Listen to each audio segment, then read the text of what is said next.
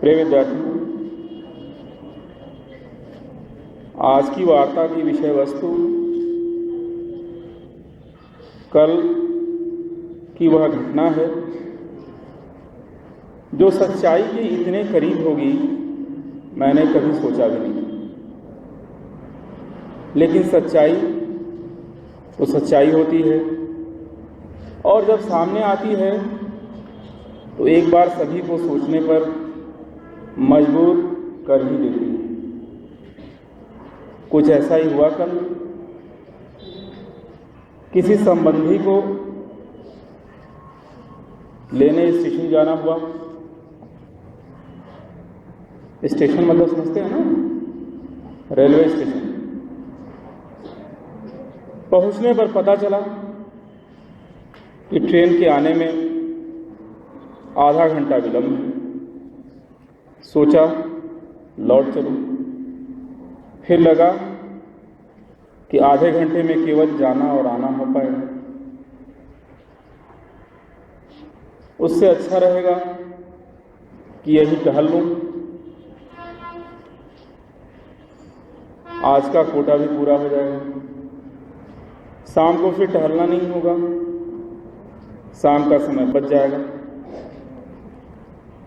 और एक ही साथ दो काम हो जाएगा। एक तो टहलना और दूसरा ट्रेन के आने की प्रतीक्षा। ट्रेन प्लेटफॉर्म नंबर 3 पर आई। प्लेटफॉर्म खाली ही था, कोई खास भीड़-भाड़ नहीं थी। सोचा क्यों न एक तरफ से शुरू करूं। पूरा स्टेशन अगर चल लिया तो लगभग 1 किलोमीटर हो ही जाएगा। सो ब्रिज से उतरा और पूरब की ओर रुख कर लिया। रेलवे स्टेशन गए आप लोग? प्लेटफॉर्म नंबर 3 देख रहे हैं? पूरब स्टेशन की लंबाई थोड़ी कम है, पश्चिम अधिक है। तो सोचा ऐसे चलूं और फिर लौटूंगा। तो जैसा कि मैंने बताया आपको कि पूरब की तरफ बढ़ रहा था कि थोड़ी दूरी पर जैसे ही पहुंचता हूं देखता हूं कि 2 लड़के जिनकी उम्र करीब 18-19 के लगभग रही होगी, देखने से तो भिखमंगे ही लग रहे थे। लेकिन मुझे ऐसा लगा कि वे कुछ प्लानिंग कर रहे हैं। मैं थोड़ा ठिठका। आप समझ ही रहे हैं जमाना कितना खराब है।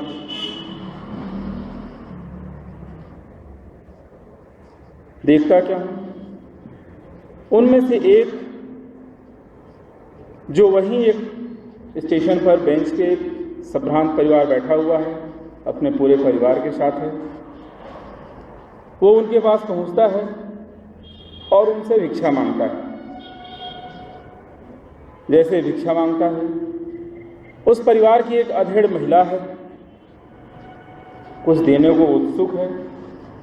उस परिवार का मुखिया उसको झिड़क देता है। वह भी कुछ दे नहीं पाती है। बार बार मांगने पर कोई भी कुछ नहीं देता। सभी लोग कन्नी काटने लगते हैं। वह लड़का वहीं खड़े खड़े थोड़ी देर अनुनय विनय की दृष्टि से देखता रहता है। फिर उसे लगता है शायद यहाँ दाल नहीं गलनी है और अपना सा मुंह लेकर के वहाँ से चला जाता है। मैं भी वहाँ लगभग रुक सा गया था। यह दृश्य देखता रहा और फिर चल पड़ा। कहाँ जाना है मुझे?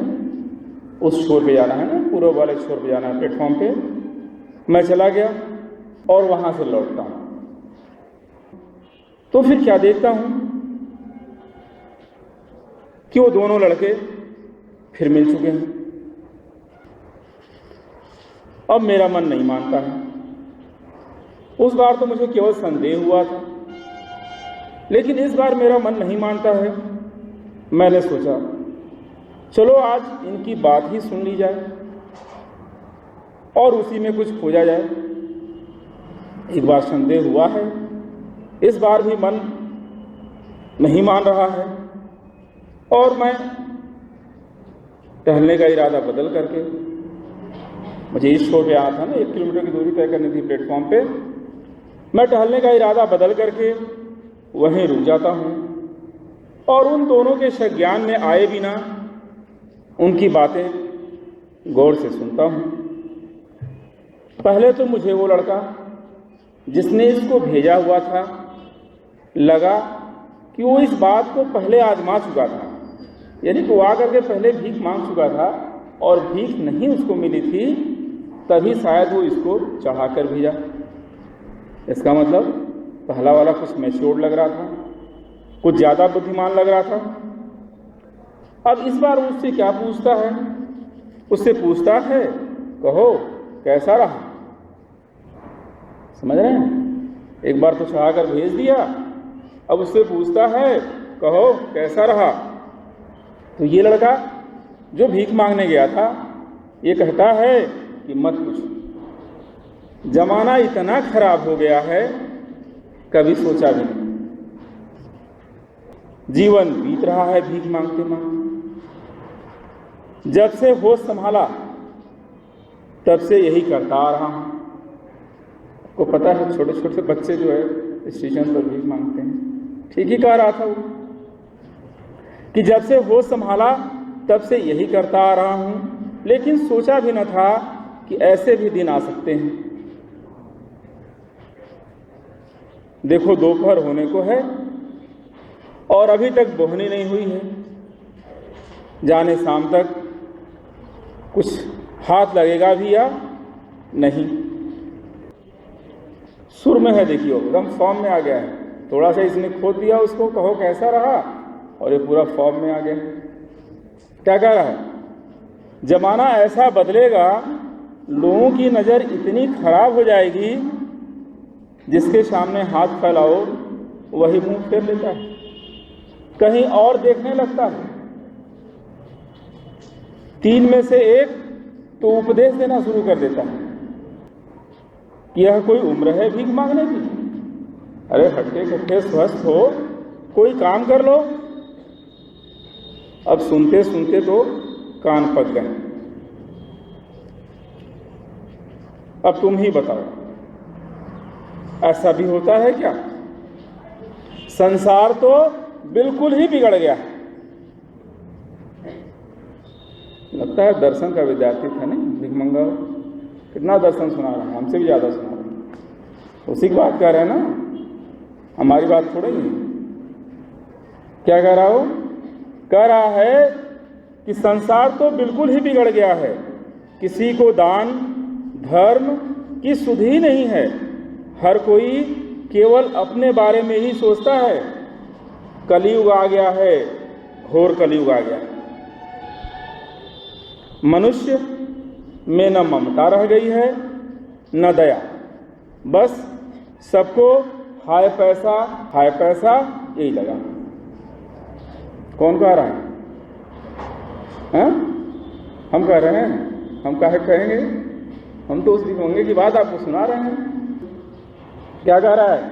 सबको हाय पैसा पैसा ही पैसा लगा हुआ है कि अब तो मैं थक गया हूं इस आवारागर्दी से, इधर से उधर से इधर मारे मारे फिरना है। न कोई इज्जत है और न कोई प्रतिष्ठा। जिसको देखो वही झिड़क देता है। जिंदगी तो अब बद से बदतर होती जा रही है। इतनी बात उसने कही, दूसरा वाला भी धैर्य से सुन रहा था और मुझे तो सुनना ही था, क्योंकि आपको यहां सुनाना था। क्यों? तब तक दूसरे ने क्या कहा, जो इतनी देर से इसकी बातें सुन रहा था, उसने कहा, अरे यार तब तू ये भिखारी का धंधा छोड़ क्यों नहीं देता? मुझे भी लगा ये घटना क्लाइमैक्स पे पहुंच रही है, आनंद आएगा। उसने क्या कहा कि अरे यार तभी तू भिखारी का धंधा छोड़ क्यों नहीं देता है? कोई और काम क्यों नहीं कर लेता?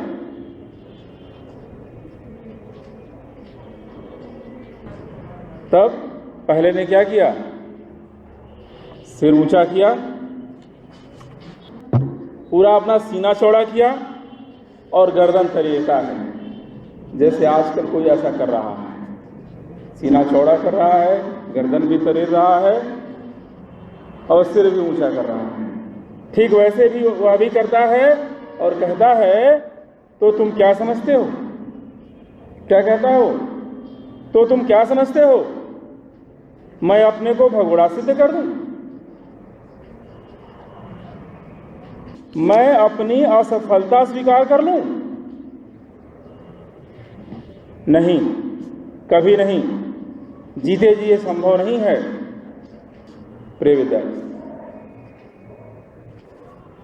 थोड़ी देर के लिए मैं अपनी सुध-बुध खो चुका था, उनके उस संवाद में लीन हो चुका था। तभी ट्रेन के आने की सूचना हुई और एकाएक मुझे लगा कि मैं आकाश से गिरकर किसी खजूर पर अटक गया। ट्रेन के आने तक मैं सामान्य हो चुका था। आगंतुक को लेकर घर आया। मन में बार बार ये आ रहा था, न जाने आज मेरे साथ यह घटना क्यों घटी। चलो अच्छा ही हुआ कि इसे मैं आपसे शेयर कर पा रहा हूं। और वाकई मैं विस्मित, बेसुध, यंत्रवत वह सब सुनता, देखता, महसूस करता रहा कि एक अदना सा भिखारी, अब मेरी बात पे गौर करें, एक अदना सा भिखारी भी अपने को भगोड़ा और असफल सिद्ध होने को तनिक भी तैयार नहीं है। आप मेरी बात समझ रहे? एक अदना सा भिखारी जिसकी हम लोगों की नज़र में कोई वैल्यू नहीं है, वो भी अपने को भगोड़ा और असफल सिद्ध होने को तनिक भी तैयार नहीं है। उखड़कर खड़ा हो गया, देखा आपने। और हम हर क्षण अपनी जिम्मेदारियों से, अपने दायित्वों से भागते फिरते हैं, जी चुराते हैं, मुंह छिपाते हैं और असफलताओं को कोसते हैं। कहते हैं क्या तुम हमारे लिए ही बनी हो, कहीं और क्यों नहीं चली जाती, और सफलताओं को हमारे पास क्यों नहीं भेज देती। अरे वाह, बड़ा मजा है। असफलता को कहें कि सफलता को हमारे पास भेज दो, बड़ा मजा है। जब बिना कुछ किए ही सफलता मिलनी है तो मजा तो आएगा, लेकिन ये मजा कब आएगा पता? ये मजा आएगा ख्वाब देखने में, ये मजा आएगा स्वप्न देखने में, वो भी दिवा स्वप्न देखने में, जो आप दिन में जागते हुए स्वप्न देखते हैं, उसमें ये मजा आएगा। यथार्थ में ये संभव नहीं, हो ही नहीं सकता। यथार्थ तो यथार्थ है। तुलसीदास जी क्या कहते हैं? कहते हैं कर्म प्रधान विश्व करि राखा, आज जो जस करें सो तस फल चाखा।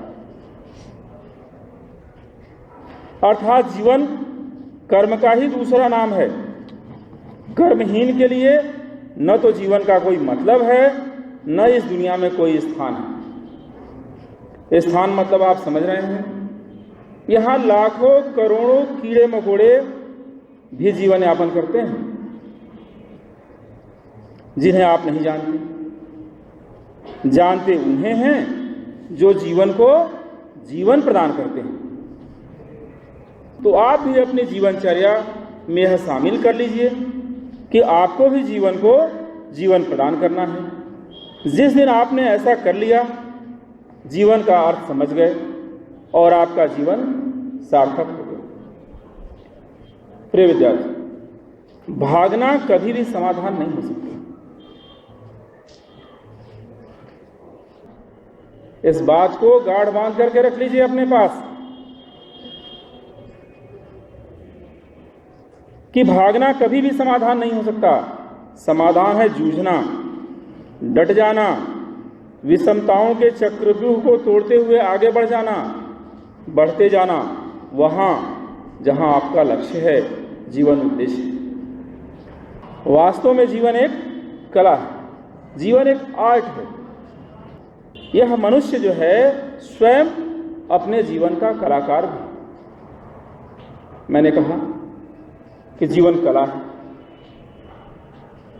और हम सभी इस जीवन के कलाकार हैं, हम ही आर्टिस्ट हैं और साथ ही साथ उस कला के उपकरण भी हम ही हैं।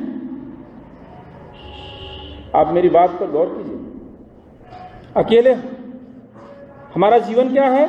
कला है और उस कला के कलाकार भी हम ही हैं और उपकरण भी हम ही हैं, एपरेटस भी हम ही हैं, आर्टिस्ट भी हम ही हैं और उस कलाकार के लिए जो एपरेटस की जरूरत पड़ती है वो भी हम ही हैं।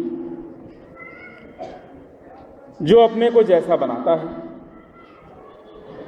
वैसा ही पाता है, या यूं कहूं कि वैसा ही हो जाता है, क्योंकि वह स्वयं का निर्माण करता है, कर रहा होता है, क्योंकि मनुष्य बना बनाया पैदा नहीं होता।